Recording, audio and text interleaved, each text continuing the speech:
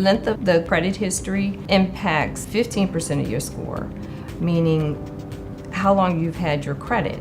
So as an example, when I was in college, my first credit card, fast forward 20 years later, I still have that credit card. So I've had that card and it's showing history for 20 years. So that's a card I definitely don't want to close out. Even though I may want to get rid of that debt, I don't want to close out that card.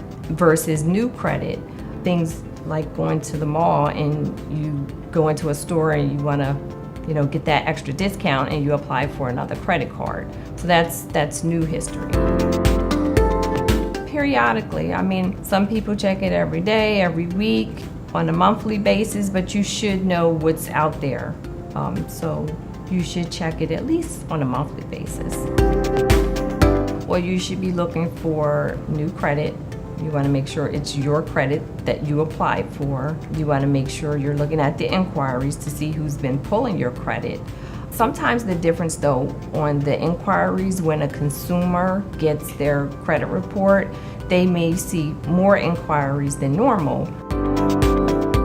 We're looking at a lot of things. Can't speak for everybody. I can only speak for Frank Clement, and it depends on what you're applying for.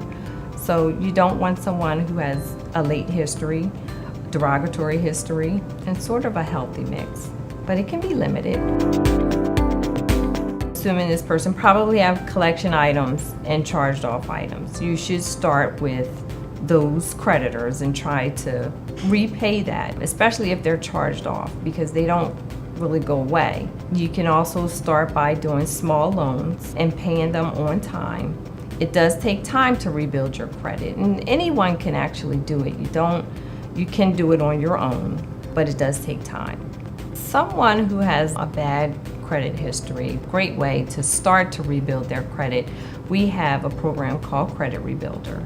With the Credit Rebuilder here at Frank Clement, we give you a small amount and you pay it over 6 months. Once you pay that, you apply for another small amount. You pay it over another 6 months. We have 3 phases. The last phase, you get another small amount and you pay it over 9 months.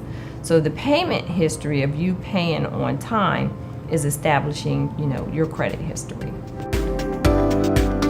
A credit score is going to give you your number, whereas the credit history, you're just going to get the information that made up the score, but you're not going to get the score. Someone would go to any 3 of the credit bureaus to get their credit score, but to get their credit score, there is a fee.